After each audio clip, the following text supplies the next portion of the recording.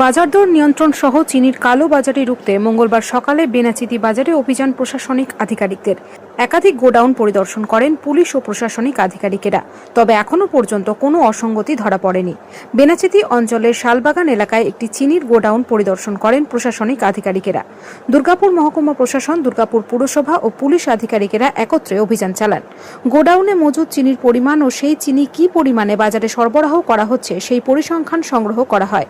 অবৈধ উপায়ে চিনি মজুত করে বাজারে দাম বৃদ্ধি করা হচ্ছে কিনা খতিয়ে দেখেন পুলিশ ও প্রশাসনের আধিকারিকেরা। বেনাচিতি বাজার শুধু নয়, দুর্গাপুর স্টেশন বাজার, চণ্ডীদাস বাজার সহ দুর্গাপুরের অন্যান্য বাজারগুলিতেও অভিযান চালানো হবে বলে জানিয়েছেন প্রশাসনিক আধিকারিকেরা। গিয়ে দেখছি, দোকানদার সাথে কথা বলছি। আমরা দেখছি যে গত মাস দাম কত ছিল, কত দামটা বেড়েছে, কী কারণ আছে এটা আমরা গিয়ে দেখছি। এই ছাড়া আমরা রেড করে দেখছি কোথাও ইলিগাল স্টকিং, হোর্ডিং, কোথাও ব্ল্যাক মার্কেটিং, ইরেগুলার প্র্যাকটিস চলছে, এটার এগেইনস্টে আমরা অ্যাকশন নেব।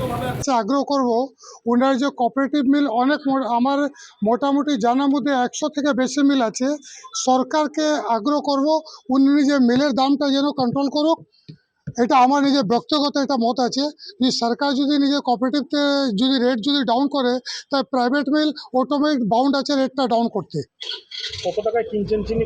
এখন মোটামুটি আমার আজকে 60 টাকা দামে কেনা বিলটা আছে, কিন্তু এখন মিলের দাম মোটামুটি 62 টাকা কিলো আছে।